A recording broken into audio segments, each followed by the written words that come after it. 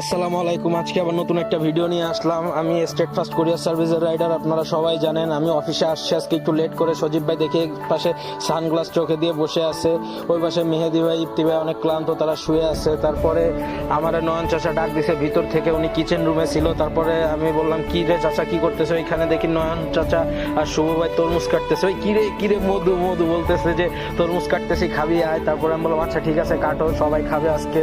এই পাশে আমাদের নাহিদ ভাই আছে, রাব্বি ভাই আছে। নাহিদ ভাই রাব্বি ভাই সাজেশন দিচ্ছে কিভাবে কিভাবে কাটবা। একটা হলো অনেক বড়ই তরমুজটা ছিল একটা, তাই বলতেছে এরকম কাটো। এই পাশে শুভ ভাই খুশা সহ খাইতেছে, আমি তা ভিডিও করছি। শুভ ভাই লজ্জায় সেটা ফালাই দিছে, খাওয়াটাই শুভ ভাইয়ের বন্ধ হয়ে গেছে। এই পাশে নয়ন চাচা অনেক খুশি, তরমুজ কাটতেছে। তারপর সবাই এখানে বসে আছে। আমাদের গোপালগঞ্জ সদরের হাফ ম্যানেজার নূর ইসলাম ভাই, সেও আছে। আসলে সে আমাদের মনে করেন নিজের ভাইয়ের মতো দেখে, যা সত্য কথা তার নামে না বললে হয় না।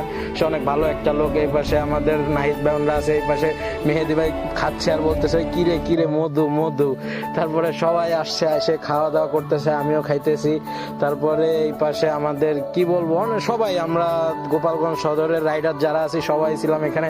এখানে আমাদের লজ্জাবতী ভাই সজীব ভাই, সে শুধু খায় আর হাসে ক্যামেরার সামনে আর বলে মধু মধু মধু। মেহেদি ভাই বলতেছে মধু। এই পাশে আমাদের জিসান ভাই খাইতেছে আর বলতেছে মধু। আরে ভাই সবার মুখে একই কথা, মধু মধু মধু। আমিও খাইতেছি ভাই বাইরে এসে। আমি আসলে খাইতে পারি না ভিডিও করার চোটে। আমাদের আজকের দিনটা অনেক ভালো একটা দিন ছিল।